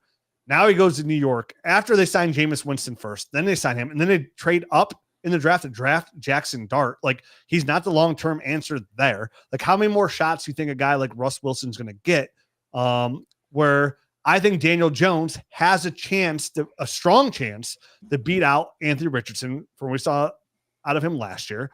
I do like Shane Steichen as a head coach there and some of the weapons they have. So yeah, I mean, Daniel Jones, I could see Daniel Jones having again, is it possible a Sam Darnold renaissance potentially? Because his team was so bad in New York. Like I think there's a chance. Now, of course, it's a low chance. It's why it's in the tiers he's in, but there's no upside to like Russell Wilson from a dynasty aspect, like at all. Like he's just as valuable as Aaron Rodgers, and I'd rather have Aaron Rodgers. Like he's got Jameis Winston there. New York's a tough place to play already. They signed Jameis Winston, who's got a live arm. They trade up for Jackson Dart, who I think could potentially even be the starter by week 5. I just don't think Russ Wilson holds a lot of dynasty value. And that's like outside of my hate, Peter. It's still like when he plays, I understand like he's an okay quarterback from a fantasy football perspective. Like I'm not, again, just because I don't like the guy on a personal level, I think he's a douche. I don't really care about stuff like that. I care about scoring fantasy points, right? Yeah. Like that's all I care about. But from a dynasty aspect, for a guy who's on his 4th team, that took forever for him to sign a contract. Like he barely got any even visits, right? Nobody really I think the Browns brought him in and then the Giants brought him in. And that was it. Like nobody else even brought him in. Pittsburgh, who we just played for, desperately needed a quarterback. Desperately. They had Mason Rudolph on the roster. And they let him walk. And look how cheap of a Pittsburgh signed him for a disgustingly cheap contract, probably less than what Aaron Rodgers is going to sign for. So again, a team will tell you a lot about a player more so than anything else, right? Like when teams let players walk, there's a reason, because we know teams hold on to really good players, even if they have character issues, right? Like it's easy to cut people with character issues when they're not good, a la like a Justin Tucker, right? Like someone else. But a lot of times, like, a team will tell us. So they saw Russ Wilson. They could have got Russ Wilson for dirt cheap, right? They could have got Russell Wilson for nothing, and they have no quarterback, and they still elected not only not to sign Russ Wilson, not sign any quarterback, or take a quarterback to the 6th round of the rookie draft, not knowing if Aaron Rodgers is going to sign with him or not. They still would not rather have Russ Wilson. So yeah, I would much rather have Daniel Jones and gamble on that and have a player that could potentially be a starter at some point than Russ Wilson. He offers no value to me whatsoever. If he plays okay, I'm trading him for anything I could possibly get. I'm like, hey, Russ Wilson's on the block. One of those true offers, like, hey, best offer by midnight gets him. And I don't care if it's a 4th round pick. He's off my roster. He's a negative asset. He's a starter. Like for a couple of weeks. So what? Yeah, Gardner Minshew for a 4th starter. Yeah, Gardner Minshew's a starter a couple of weeks. You wouldn't take a 4th round pick for him? Not while he was starting. Quarterback. Okay, well, I said I would hope I get better offer than a 4th. But what I'm saying is, if that's all I can get, so be it, because it's a negative asset. All right, let's go to the next guy here. A fan favorite of this show, Mr. Baker Mayfield. And Baker's got to go in the field good as your dynasty quarterback 1, right? Yeah, for sure. I would probably put him feel good here. Look good. Yeah. You feel like that's about the right spot? Yeah. Look at that guy. Yeah. Handsome as hell. Good. Geno Smith. Yeah, where's JJ McCarthy? The guy just said, I'm blind. I don't see JJ McCarthy. Where is JJ? That's true. JJ McCarthy, where is he? He's not on here. I'll add him here as we talk. Geno Smith, is he going in the solid quarterback 2 with the new contract, or is he going in the risky quarterback 2? I would say with the weapons and what's around with Pete Carroll there, reunited. Hold on, let me see what he did last year. Hold on. Wait, is this for Dynasty, or is this just for this year? Dynasty. Peter, we're Dynasty fantasy football. So there's a conversation that you'd rather have Geno Smith over Bryce Young and Tua? I mean, I think there's a conversation. I would put him risky quarterback 2. Personally. Yeah, I would put him risky QB 2 because I would take both those guys ahead of him every time. So you'd rather have Matthew Stafford over Tua and Bryce? Yeah, because I think Matthew Stafford's going to ball and put up good numbers for two potentially 3 years.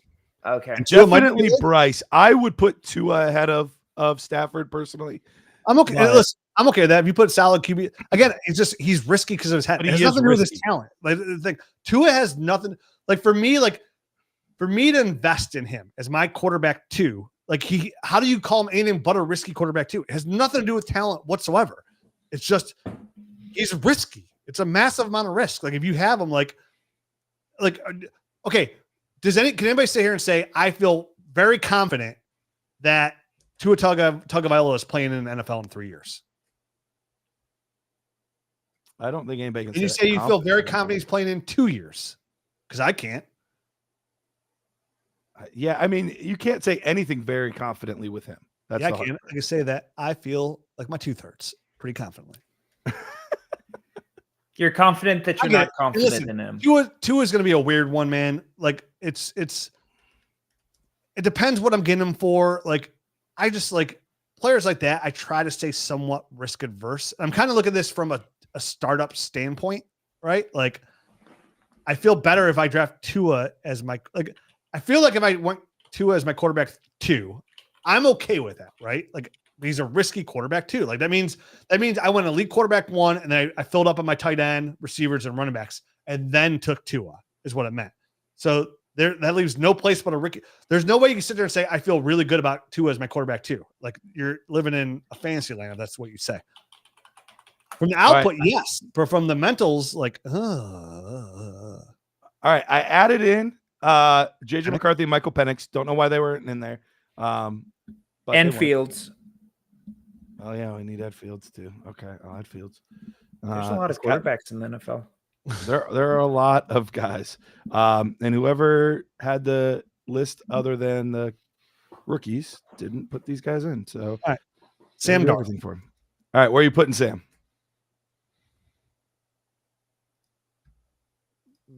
Oh, man, he is right behind Geno for me. Maybe a hair behind Geno? No, he's ahead of Geno. I'm putting him in the solid QB2 range, honestly. Well, the contract's really only a 1-year contract. Yeah. That's what makes it tough. He's a risky QB2 for sure. Because, like, again, he's on his 4th team now too. Like, can he? He had like such a good year last year, though. And listen, I know, but Kevin O'Connell made Mullins look good and Nick Mullins look, you know what I mean? Like, I'm a big Kevin O'Connell, like same thing, like where you like where schemes and that matter. Like Kevin O'Connell, Minnesota with Jordan Addison, TJ Hawkinson, and Justin Jefferson, that means something. Now he's going to a defensive head coach in McDonald with Jackson Smith and Jigba and Cooper Kupp. So that's a risk. That, like, could it pan out and be a solid quarterback too? For sure. But there's like, I would take Tua ahead of Sam Darnold every single time. Baker is in the feel good about a dynasty QB1. Oh yeah, Kenny Pickett. What do we do without Kenny Pickett? I'm sorry. We have enough in the bottom tier right now. I think we're good. Emergency. Are we missing the whole Browns quarterback room right now? No, we have Flacco down there, and here's Shador.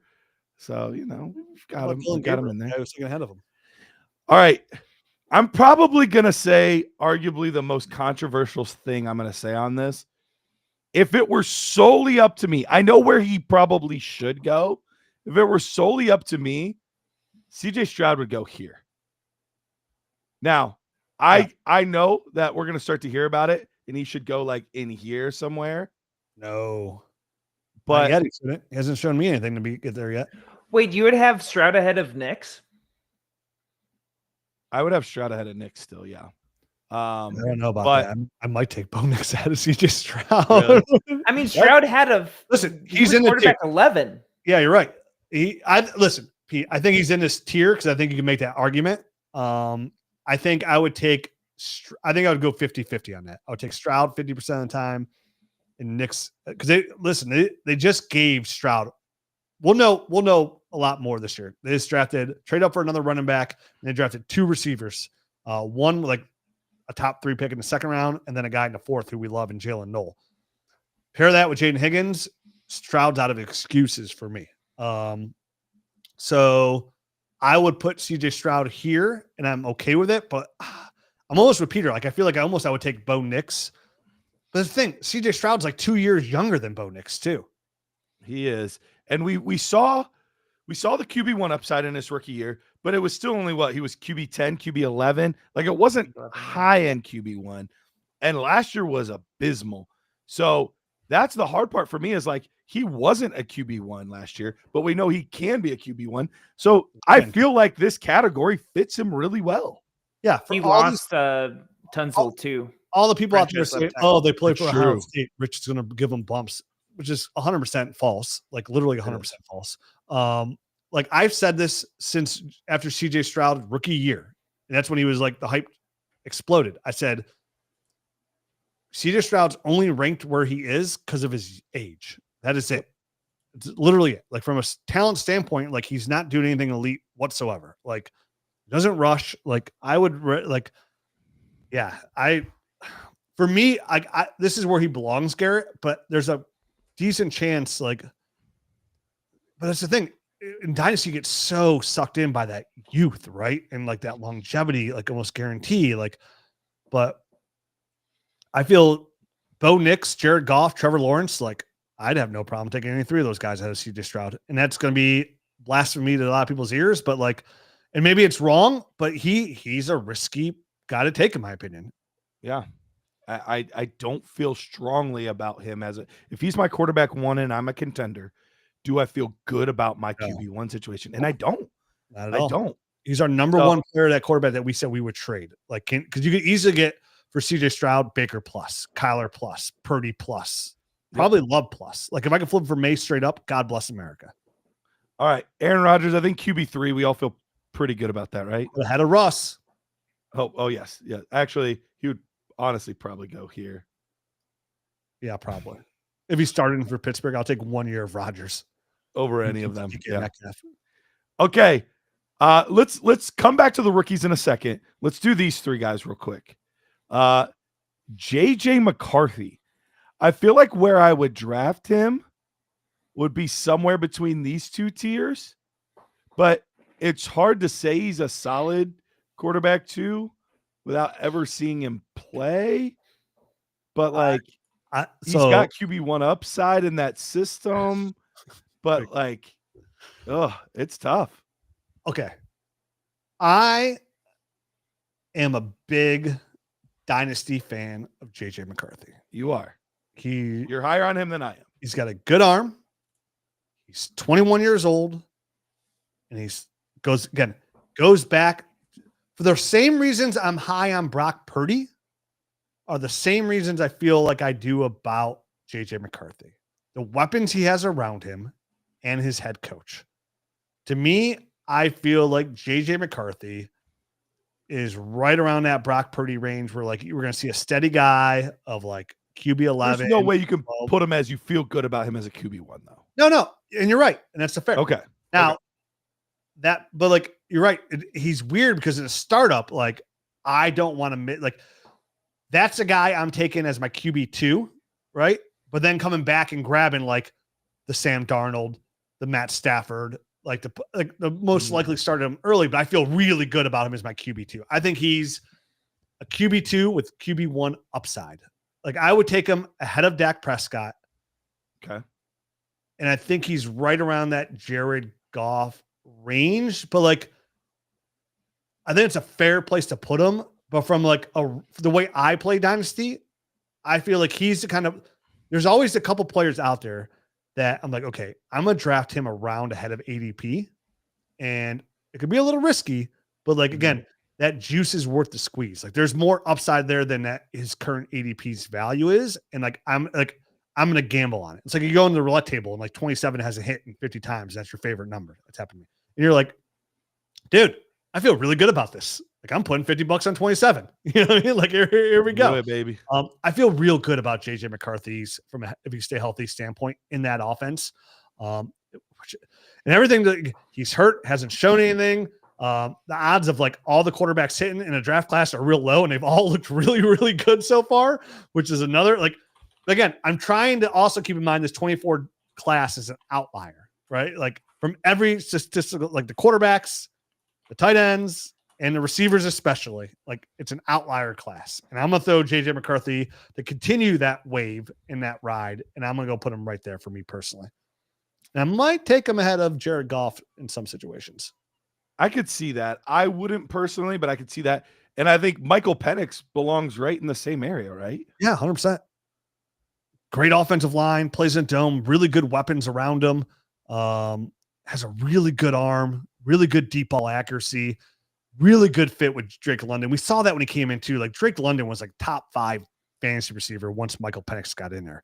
Like he's such a gift to Drake London owners. It's kind of, I was like super aggressive this offseason trying to get Drake London shares, like super aggressive. It worked in 2 leagues. But I'm real big on Drake London, and a big reason is because of Michael Penix. So, but doesn't move a ton, can move enough, has those knee injuries, is a little bit older. Sure. But yeah, he falls right around that Dak Prescott. Better weapons, like better, I think, overall situation around him than Dak right now. So I think it's a good range for him. Justin Fields, is he risky QB2 or is he QB3? Because for me, he would be right here probably. Yep. I think I'd gamble on him over Bryce Young. I think I would too. And like I'd probably take 2 over him pretty significantly. But even him and Sam Darnold, I'd probably like flip flop on a little bit just because when he plays, he can't throw accurately for a lick, but boy, does his rush upside make him a quarterback 1. Like he produces as like QB8 overall. The numbers are ridiculous. Field. So he's a starter in New York this year for sure. Right. And if he's got a shot. If it pans out just a little bit, he'll be the guy there next year as well. So risky QB2, but that I would say this, the highest upside from a fantasy aspect than all those guys, even Stafford, the guy ahead of him, but very risky. Absolutely. Absolutely. Okay. We finally got to the rookies. We're about to wrap the show up here. Finally got to the rookies. Where are we putting Jackson Dart? Oh man. Again, that rookie upside. This here? Is all just, speculating Here. I would, yeah, probably there. Cause I would gamble again. it's a gamble, right? But it's why Absolutely gamble. I'm gambling on the first round pick in New York with Malik Neighbors, who's probably the most mobile quarterback out of the guys outside of like Jalen Milroe, right? Has a live arm, has growing there, but Brian Dable's a good head coach. Hopefully. I mean, he was a good head coach. So I would gamble like on Jackson Dart. Like, listen, when you get to risky, right? Once you hit that risky category, like, why not take the guys that we don't like know anything about yet? They have a lot of upside. Absolutely. Shador Sanders. You gonna put him in the QB3? Yeah, I'd put him at the very top of the QB3 list. And if we had Dylan Gabriel up here, he'd be right next to Shador Sanders. Not for me. I don't believe in Dylan Gabriel at all. But I get it. I understand why they drafted him higher.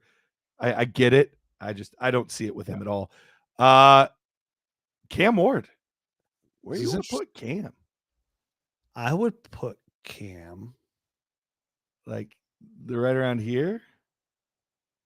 I would take JJ McCarthy ahead of Cam, but I'm okay with taking that Penix, like right there ahead of Penix. Okay. I'm fine with that. I have Ward, I think, one spot ahead of McCarthy, but this is the right range for me. Yeah. I would just say again, I don't love Ward's situation right now. That's all. Yeah. But I like him as a player more than I liked McCarthy. Yeah, for sure. But again, I'm all, and it's, listen, Ward's situation is going to look drastically different when he's 25 years old, right? Probably his coaching staff, every weapon around him pretty much will look drastically different.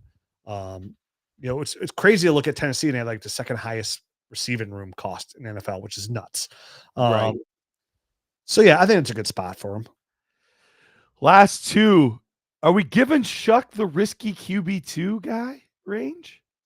Yeah, why not? He's going to get an opportunity, and that's all. And that's all you need. Listen, like there, league man, you just need an opportunity. It's what you do with it, right? Like, I don't love how he falls apart. His situation sucks. Situation's not great, but he's going to get an opportunity. And quarterback's the hardest thing to predict out of anything in these sports, right? Like it's the greatest crapshoot. You can go 1-1 overall, or you can be Mr. Irrelevant. And Mr. Irrelevant can outproduce you at a high level, right? Like it's just, there's so much that goes into it from a mental standpoint, an intelligence standpoint, a talent standpoint, a coaching standpoint, and a weapons and line around you stand. There's so many intangibles for you to succeed, unless you're like that top tier, right? The guys that are going to produce no matter who's around them, the guys that elevate their team. Right. There's not a lot of quarterbacks that elevate their team. There's just not those elite guys. Like, I mean, you can argue someone who we love is like Justin Herbert. Like he has yet to elevate his team. But he's like in our eyes, a very talented player. Those guys ahead of him, all five of those guys, they elevate their team. Right. Do you guys remember his 40 time? Who? Shucks 40 time? No. Let me guess. I was floored. It was a 4.63. Yeah. Well, and on tape, he was a good runner. I mean, he had some movement skills. Yeah, he's a risky quarterback too. I'd probably put him. Where would I take Shuck? I would take him. Who's that right at? Wait, who's? Oh, did you put him right ahead of Geno? I put him ahead of Geno behind Bryce Young. Yeah, I think that's right where I feel good about him too. Okay. Would you like him better than like a few years back, like Davis Mills when he was drafted by the Texans, like higher than that? Better draft capital. You said you would give up a late first for Davis Mills, Rich. Huh? Yeah. I said that once? Yeah, I remember it clear as day. I was working out in the gym. It was when he was the starter. Yeah, but listen, you take risk on young quarterbacks that are going to be the starter. And Davis Mills was started for 2 years, wasn't he? Mm-hmm. So I mean, it was. I'm not saying it was a bad call. Listen, it's a quarterbacks are risky, man. Until they're like cemented in stone, and even then they could fall off after a year. They're risky commodities, man. That's why in Superflex, I try to grab too early because one, they're the highest scoring players in all fantasy for the most part. You'll get outliers of the Jamar Chases and Saquons that enter that tier, but for the most part, QB 18 is a top 60 overall scorer. Those are elite assets, and for me, that's the thing. And the problem is when you don't have your second quarterback, you're always chasing that second quarterback. Like you're overspending in rookie drafts because you need them, right? Like instead of taking RJ Harvey, where you can fill that running back position, like a question Travis asked earlier, you're taking Jackson Dart, right? Like you're like, oh, you're taking a Tyler Shucks. Like we're like all of a sudden, if I had Jaden Daniels and Brock Purdy, like, okay, like I'm good. Like I feel way better about my team. And then backing them up. Even so, then I want to be that third guy. Like I love to grab those guys like the Jackson Darts, the Sam Darnolds as my quarterback 3. And one, whatever player that goes in that range, I could easily, if they play okay, I could easily flip for that same position, if not better, down the draft, because quarterbacks are still going to be the trump of Superflex leagues. Like it's a trump card. You always have. Yeah. And if you have a guy who's just okay, that's great, right? It's just like, how long is that okay window? Like same thing, Garrett, we feel like all those guys in the QB2 with QB1 upside, we feel very good about those guys on our roster. Yeah, absolutely. And then solid QB2, Matt Stafford, we feel good about him. He's got his own tier. We didn't know it, but he's got his own tier. It's kind of weird. So yeah, man, it's funny to see this all. Like if we can scroll down a little bit so we can get all those guys in our view. We don't need absolutely guys. I just want to see the elite guys up there. Like looking at this is the quarterback market. Next year's class will be a little bit better. It's going to change. It's going to look different, but what doesn't look different after a year of fantasy football? What doesn't look different after a couple months in fantasy football? The values of players swing so heavily. And some are overswung, some are underswung, and it's on you as a player, dynasty player, to study the market, watch these swings. And, we say it all the time, like the dynasty is a game of, outside of who to buy, you're just finding these windows, right? Like the rookie draft, like that's its own separate entity, but like when the trade picks, when not to trade picks, who to draft, who not to draft, but like who to trade for, who not to trade for, like who's overvalued, who's undervalued, like those constant windows to find yourself in. If you want to be an elite dynasty player and build these super strong teams, like you're buying and selling, just like, how Steve Cohen owns the Mets and all these guys that are massively, absurdly rich beyond anybody's wildest dreams are these hedge fund guys. It's because they mastered that buy sell window, right? Like they mastered that. And if you could do that in dynasty, you can make really good trades. I mean, Peter, you and I made a trade that I'm sure you drastically regret. Like I bought Ladd McConkey off you because I bought at that right window, right? And I was preaching to my audience, hey, buy Ladd McConkey now. All the numbers are telling me this guy's going to be a wide receiver 1. He's not putting on tape, like he's not producing this way, but he's going to be wide receiver 1. And I broke it down too, like everything he was doing, why is he be a wide receiver 1? And I traded for Ladd McConkey off of Peter literally the week before that started. And then from that point on, he was a wide receiver 1. At no point could I ever buy Ladd McConkey for nearly what I bought him off for Peter for, but I bought him in the right window. Same thing for selling. Travis, like, why is running back so devalued? Like you can find these windows, like the sell running backs and buy running backs at such good window times. But like that wave is like this, right? The quarterback wave is like you're more paddle boarded, right? Because it's a more steady ride. Running backs are a big wave. Same thing like receivers for the most part. Receivers are like not a steady water because it changes with the influx of rookies, but still pretty steady, right? And then like tight ends are almost like you're in a flat pond. Like there's no tide. It's just like, here it is. Like a strong wind might change the ripples a little bit, but like you're just trying to find these windows. And these quarterbacks, I think right now, they kind of show us where that market is. And you need these guys. If you play in Superflex, more so than anything, it's either the have or have not, because you could have the sexiest running backs and the sexiest receivers. If your quarterback is in that risky QB2 range and you have Justin Fields and Sam Darnold, could you win? For sure. But if they don't pan out, you're dead in the water, man. Like you need those guys. They're the highest scoring players in all fantasy. Remember, a quarterback 18 is a top 60 overall scorer, right? That's 20%, almost 25% of all the players. And he's a mid-range QB2. But like knowing that knowledge too, like that can help you in Dynasty as well. Like knowledge is such power. It's why you have so many podcasts and tools. Like to have that knowledge and know that is a huge asset to have. A Copel just told us it's even slightly better. Quarterback 18 over the past 2 years, player number 36 overall and 32 overall. In Superflex? Oh, really? In PPR? Yeah. Doesn't sound right. 18. I thought it was like 49, 50, but even better. Yeah. So either way, it's awesome. Yeah. But I preach that in the Dynasty Nerd show all the time. This is like our live show. We'll be doing more live shows, but if you listen to the podcast, like these are things I preach all the time. Like you gotta realize that where people are like, he's a QB2. And like, I want to chase QB1 upside. Like I want to go ahead, chase, give me QB2. I have an elite player.